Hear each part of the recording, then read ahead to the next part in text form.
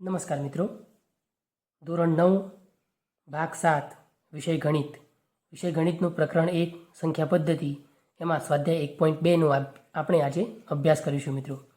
તો સૌપ્રથમ પ્રશ્ન 1, નીચેના વિધાનો સત્ય છે કે અસત્ય, કારણ સહિત ઉત્તર આપો. તો મિત્રો આપણને વિધાનો આપેલા છે, તો એ વિધાનો સત્ય છે કે અસત્ય એ જોવાનું છે મિત્રો. તો પહેલું વિધાન આપેલું છે, દરેક અસમય સંખ્યા એ વાસ્તવિક સંખ્યા છે. હવે મિત્રો પ્રશ્ન એવો કરેલો છે કે દરેક અસમય સંખ્યા એ વાસ્તવિક સંખ્યા છે. વિધેય આપણને વિધાન એવું આપેલું છે. તો અસમય સંખ્યા એટલે શું અને વાસ્તવિક સંખ્યા એટલે શું એ પહેલાં સમજી લઈએ. તો જુઓ મિત્રો, આજે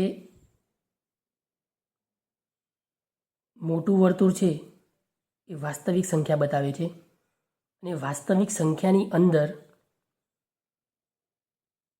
સમય સંખ્યા અને અસમય સંખ્યા એમ બંને પ્રકારની સંખ્યાઓનો સમાવેશ થાય છે.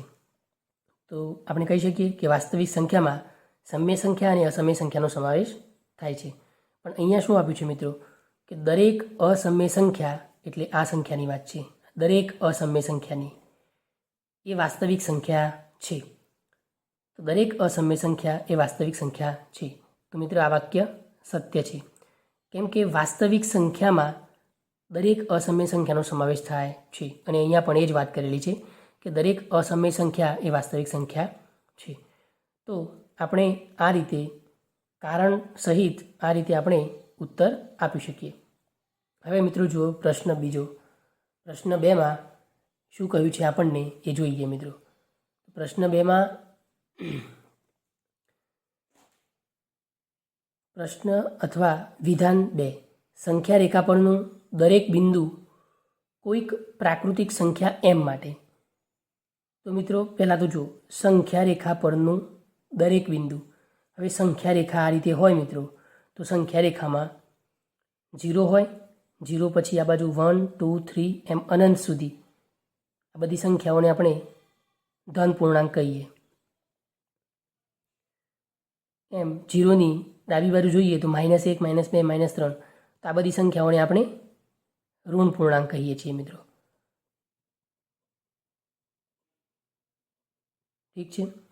તો સંખ્યા રેખા પરનું દરેક બિંદુ મતલબ સંખ્યા રેખા પર તો ધન પૂર્ણાંક પણ આવેલા છે, ઋણ પૂર્ણાંક પણ આવેલા છે અને 0 પણ આવેલું છે. તો દરેક બિંદુ કોઈક પ્રાકૃતિક સંખ્યા માટે. હવે પ્રાકૃતિક સંખ્યા એટલે શું મિત્રો? તો પ્રાકૃતિક સંખ્યા એટલે 1 થી 2 3 4 એમ જમણી દિશામાં અનંત સુધીની સંખ્યાઓ. તો અહીંયાથી શરૂ કરીએ તો આપણે એમ કહી શકીએ કે બધા જ ધન પૂર્ણાંક એ આપણે પ્રાકૃતિક સંખ્યા કહી શકીએ. તો પ્રાકૃતિક સંખ્યા m માટે હવે માની લો કે પ્રાકૃતિક સંખ્યા અહીંયા m આપી છે, પણ આપણે ધારી લો કે m બરાબર 5 થાય મિત્રો. તો માટે √m સ્વરૂપનું હોય છે. તો √m કેટલા થાય? √5. તો પ્રાકૃતિક સંખ્યા m ધારી મિત્રો આપણે, તો એનું √m કેટલું થાય? √5. તો √5 કઈ સંખ્યા મળી આપણને? ધન પૂર્ણાંક મળી. ઠીક છે. તો 0ની જમણી બાજુ સંખ્યા રેખા પર જે સંખ્યાઓ મળે એમાંથી કોઈ હોઈ શકે. પણ અહીંયા શું કીધું છે વિધાનમાં કે સંખ્યા રેખા પરનું દરેક બિંદુ કોઈક પ્રાકૃતિક સંખ્યા m માટે √m સ્વરૂપનું હોય છે. દરેક બિંદુની વાત કરી છે મિત્રો. હવે સંખ્યા રેખા પરનું દરેક બિંદુ એટલે ધન પૂર્ણાંકની દિશામાં પણ આવી ગયું અને ઋણ પૂર્ણાંક પણ આવી ગયા. હવે દરેક બિંદુમાં કોઈ પ્રાકૃતિક સંખ્યા mની વાત કરીએ તો એનું ઋણ પૂર્ણાંક ક્યારેય ન હોઈ શકે મિત્રો, કેમ કે પ્રાકૃતિક સંખ્યાઓ એ હંમેશા ધન જ હોય છે. માટે પ્રાકૃતિક સંખ્યા m માટે √mનું સ્વરૂપ કેવું હશે? ધન સંખ્યા જ હશે. તો અહીંયા આપણે લખેલું છે એ પ્રમાણે સંખ્યા રેખા પરનું દરેક બિંદુ કોઈ પ્રાકૃતિક સંખ્યા m માટે √m સ્વરૂપની ન હોઈ શકે. તો દરેક બિંદુ ન હોઈ શકે મિત્રો. કોઈ પણ પ્રાકૃતિક સંખ્યા m માટે √m ધન સંખ્યા છે. તો પ્રાકૃતિક સંખ્યા m લઈએ તો એનું √m શું થશે મિત્રો? ધન સંખ્યા જ થશે. હવે આપણે પ્રશ્ન 1નું ત્રીજું વિધાન જોઈએ મિત્રો. તો ત્રીજું વિધાન શું આપેલ છે? દરેક વાસ્તવિક સંખ્યા એ અસમ્ય સંખ્યા છે. દરેક વાસ્તવિક સંખ્યાની વાત કરી છે મિત્રો. તો સૌપ્રથમ વાસ્તવિક સંખ્યા શું હતી? તો વાસ્તવિક સંખ્યામાં સમ્ય સંખ્યા અને અસમ્ય સંખ્યાનો સમાવેશ થાય છે. મતલબ કે દરેક વાસ્તવિક સંખ્યા છે એ અસમ્ય હોય એવું શક્ય નથી. વાસ્તવિક સંખ્યા આપણે લઈએ તો એ વાસ્તવિક સંખ્યા યા તો અસમ્ય હોઈ શકે યા તો સમ્ય હોઈ શકે.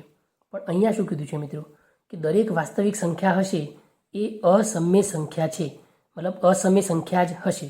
પણ એવું ના હોય મિત્રો, કેમ કે વાસ્તવિક સંખ્યાની અંદર સમ્ય સંખ્યા પણ આવે છે અને અસમ્ય સંખ્યા પણ આવે છે. તો વાસ્તવિક સંખ્યા હોય એ એવું નહીં કે અસમ્ય જ હોય, એ સમ્ય પણ હોઈ શકે છે.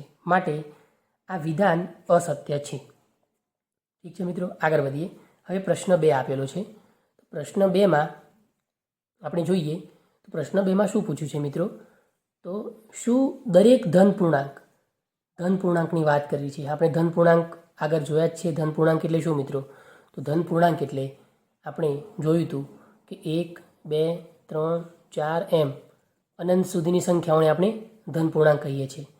તો દરેક ધન પૂર્ણાંકનું વર્ગમૂળ, હવે દરેક ધન પૂર્ણાંકની વાત કરી છે. દરેક ધન પૂર્ણાંક એટલે 1, 2 થી અનંત સુધી અને એનું વર્ગમૂળ. તો આપણે જોઈએ √1નું વર્ગમૂળ, √2નું વર્ગમૂળ, √3નું વર્ગમૂળ, √4નું વર્ગમૂળ.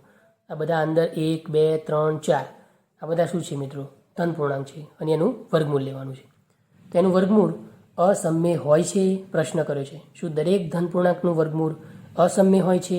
તો મિત્રો જુઓ, 1નું વર્ગમૂળ લઈએ આપણે તો 1 મળે. 2નું વર્ગમૂળ અસમ્ય હોય, 3નું વર્ગમૂળ અસમ્ય હોય, પણ 4નું વર્ગમૂળ કેટલું મળે મિત્રો? 2 મળે. તો 2 શું છે મિત્રો? એ સમ્ય સંખ્યા છે. કેમ કે 2 મળ્યા તો 2ના નીચે આપણે 1 લખી શકીએ, એટલે p/q સ્વરૂપમાં રજૂ કરી શકીએ. માટે શું દરેક ધન પૂર્ણાંકનું વર્ગમૂળ અસમ્ય હોય છે? તો મિત્રો જવાબ આવે ના. દરેક ધન પૂર્ણાંકનું વર્ગમૂળ અસમ્ય હોતું નથી. અમુક ધન પૂર્ણાંકનું વર્ગમૂળ સમ્ય સંખ્યા પણ હોય છે, જેમ આપણે ઉદાહરણ જોયું એ પ્રમાણે. જો ના હોય તો એવી એક સંખ્યાનું ઉદાહરણ આપો જેનું વર્ગમૂળ સમ્ય સંખ્યા હોય. તો જુઓ મિત્રો, આપણે ઉપર જોયું એમ જ અહીંયા પણ આપણે ધન પૂર્ણાંક 1 થી અનંત સુધીની સંખ્યાને ધન પૂર્ણાંક કહેવાય. તો ઋણ પૂર્ણાંક એટલે શું?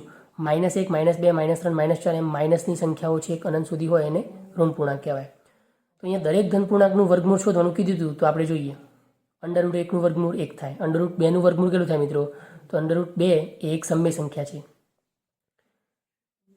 3 એ ધન પૂર્ણાંક છે, તો એનું વર્ગમૂળ કરીએ તો એ પણ અસમ્ય સંખ્યા મળે.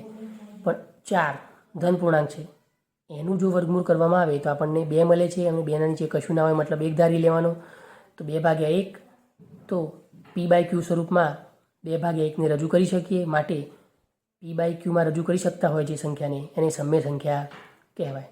માટે દરેક ધન પૂર્ણાંકનું વર્ગમૂળ અસમ્ય હોય એવું નથી, કેમ કે અમુક સમ્ય સંખ્યા પણ હોઈ શકે.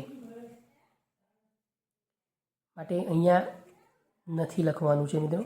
દરેક ધન પૂર્ણાંકનું વર્ગમૂળ અસમ્ય હોતું નથી, સમ્ય સંખ્યા પણ હોય છે. ધન્યવાદ મિત્રો.